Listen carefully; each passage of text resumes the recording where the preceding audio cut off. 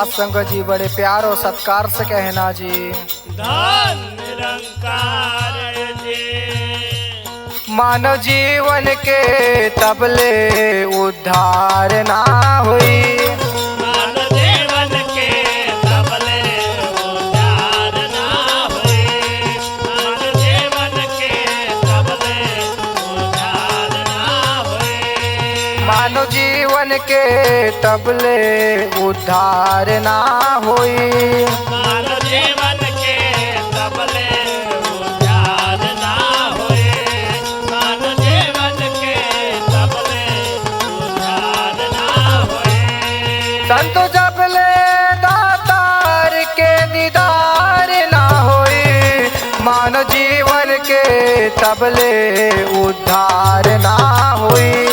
मानव जीवन के तबले उद्धार ना हुई। मानव जीवन के तबले उद्धार ना हुई।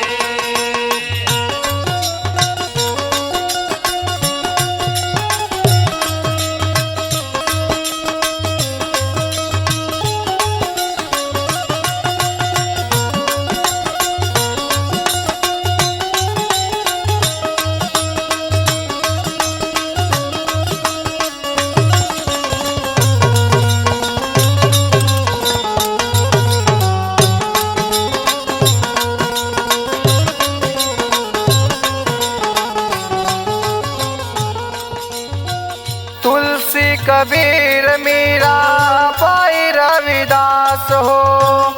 ज्ञान लेके पवले प्रभु के आस पास हो। ज्ञान लेके पावले प्रभु के आस पास हो। ज्ञान लेके पावले प्रभु के आस पास हो।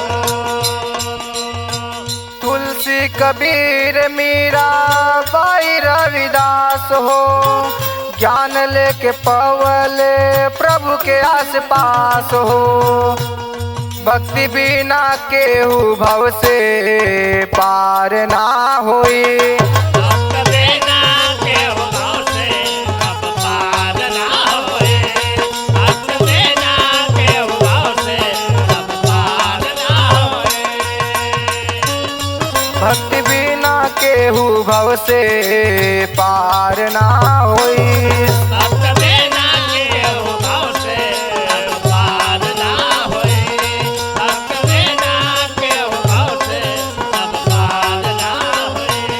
संतो जबले दातार के दीदार ना होई। भक्ति बिना केहू भव से पार ना होई। भक्त बिना केहू जब से पार ना होए। भक्त बिना केहू भाव से जब पार ना होए।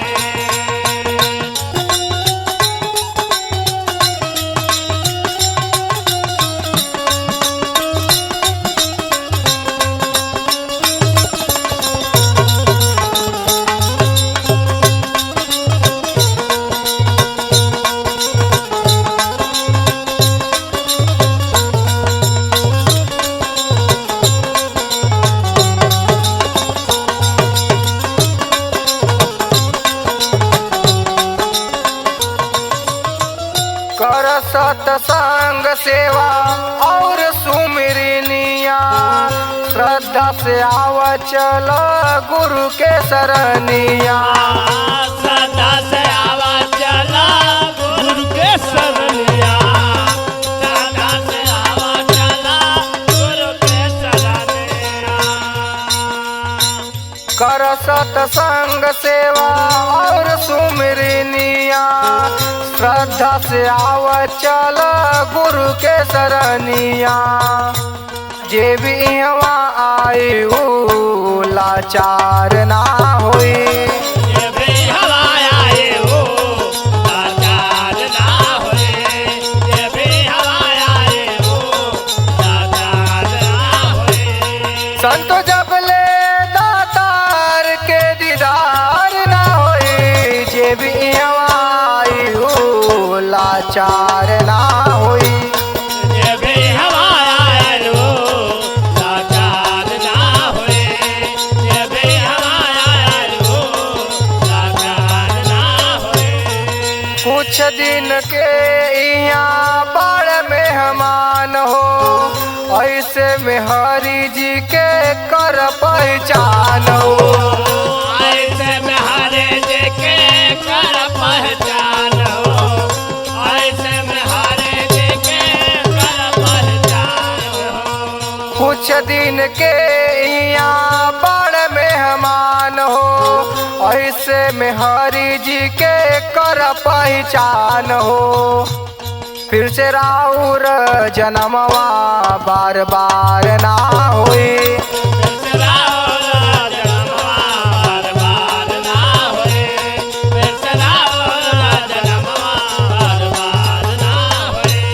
संत जबले दातार के दीदार ना होई।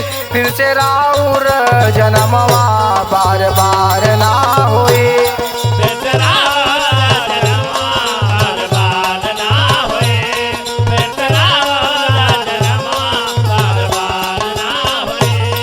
मानव जीवन के तबले उद्धार ना होई।